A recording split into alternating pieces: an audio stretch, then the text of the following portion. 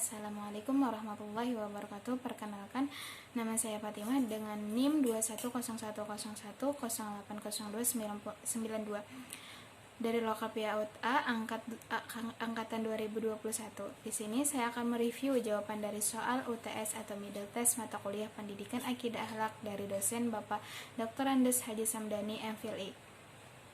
Soal pertama yaitu jelaskan pengertian akidah menurut bahasa sadar, sebutkan nama-nama lain dari akidah serta ruang lingkup pembahasan akidah Islam.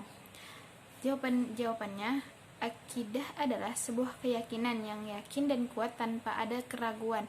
Akidah dalam Islam yaitu keyakinan, iman, percaya kepada rukun Islam dan rukun iman. Contoh keimanan kepada Allah beserta dengan sifat-sifatnya. Yang kedua, nama lain dari akidah yaitu akidah tauhid, akidah al-usul, akidah ilmu kalam dan filsafat, akidah ilmu aqaid, dan akidah ilmu ma'rifat. Yang ketiga, ruang lingkup. Ruang lingkup pembahasan akidah Islami yaitu ilahiyah, nubuwah, ruhaniyah, dan sam'iyah. Soal yang kedua yaitu sejak kapan fitrah beragama atau bertauhid itu sudah ada pada manusia. Jelaskan dengan menggunakan dalil naqli Al-Quran atau hadis. Apa saja faktor penyebab dari terjadinya penyimpangan fitrah tersebut? Yang pertama, sejak kapan? Yaitu sejak kita dilahirkan. Adapun dalil naqlinya yaitu dari hadis berikut ini. An Abi Hurairah annahu kana yaqulu qala Rasulullah sallallahu alaihi wasallam ma min mauludin illa yuwaladu alal fitrati fa abawahu yuhawwidanihi wa yunassiranihi wa yumajjisanihi kama tuntajul bahimatu jam'a hal tuhishu min jad'a summa yaqulu Abu Hurairah waqra'u in syi'tum fitratallahi allati fataran nasa 'alaiha la tabdila li khalqillah. Dari Abu Hurairah bahwasanya diberkata Rasulullah sallallahu alaihi wasallam bersabda, tidaklah seorang anak yang dilahirkan melainkan terlahir atas fitrah, maka kedua orang tuanya lah yang menjadikannya Yahudi, Nasrani atau Majusi, sebagaimana binatang ternak dilahirkan oleh induknya dalam keadaan sempurna. Apakah kalian mengetahui ada yang di telinganya terpotong? Kemudian Abu Hurairah berkata, bacalah jika kalian mau. Fitratallahi allati fataran nasa 'alaiha la tabdila li khalqillah. Artinya, fitrah Allah yang telah menciptakan manusia menurut fitrah itu, tidak ada perubahan pada fitrah Allah. Quran Surah Ar-Rum ayat 30, hadis riwayat Muslim juz 4 halaman 2047.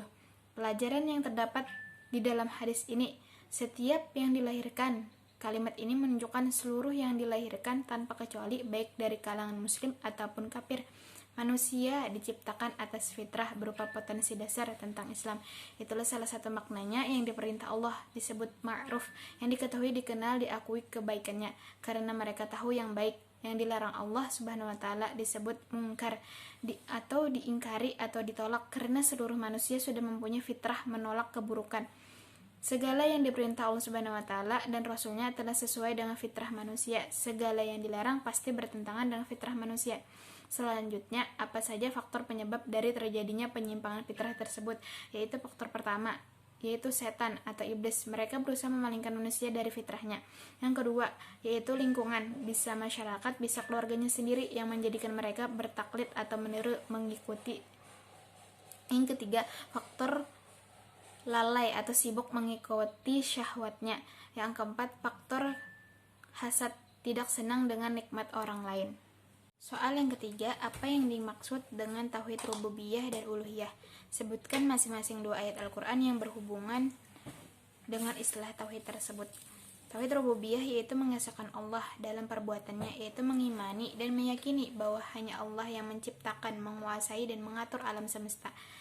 Dan ayat Al-Quran yang berhubungan dengan tauhid ini yaitu pada surah Al-Fatihah ayat 2 dan An-Nas ayat 1.